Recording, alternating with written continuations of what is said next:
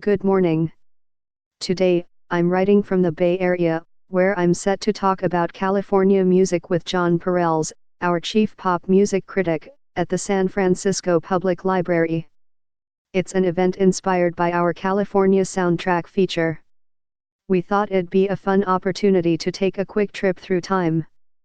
Our visual editors helped dig up these images of fans at a couple of the Bay's most famous concerts, as well as a cool photo of the Temple of Music in Golden Gate Park from the turn of the 20th century.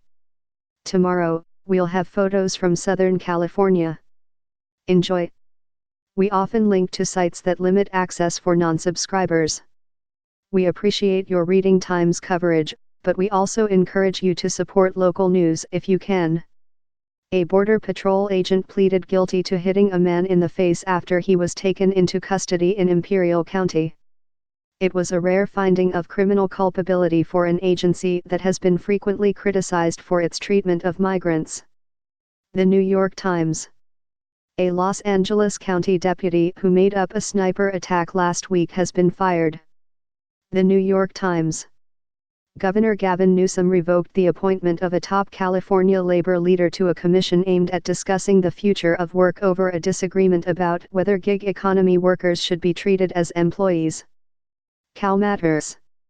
Here's more on how that debate has split labor. The New York Times. Teachers' unions and charter school advocates have reached a deal on legislation that would put new restrictions on charter schools, including by giving new power to local school boards to reject new charters based on their potential financial impacts on the district. The Los Angeles Times. Environmental groups are asking the governor to order an outside investigation into oil releases in Kern County after the revelation that millions of gallons of crude had been flowing out of the ground since 2003. KQED. A Central Coast lawmaker is asking the state to classify nuclear power as renewable in an effort to keep the Diablo Canyon nuclear power plant operating. It's a long shot, but supporters of the plan are hopeful that Pacific Gas and Electric's bankruptcy proceedings could help. The San Luis Obispo Tribune. Also, Pacific Gas and Electric has started a weather awareness website that will give customers warnings about intentional power shutdowns. Merced Sun-Star. And if you missed it, here's how to prepare for power cutoffs. The New York Times. Almost 40% of young adult Californians live with their parents. Even larger shares do in wealthy suburbs and in poorer inland communities. Here's more about why and what their lives are like. Cal Matters. KFOG, an alt-rock radio mainstay in the Bay Area, will sign off after 36 years on the air on September 6. SF Gate. If you can't make it to Burning Man, there is a live stream. Curb San Francisco. The man who invented Flamin' Hot Cheetos started as a janitor in a Rancho Cucamonga Frito-Lay factory. Now Eva Longoria is set to direct his biopic, appropriately titled Flamin' Hot. Eater.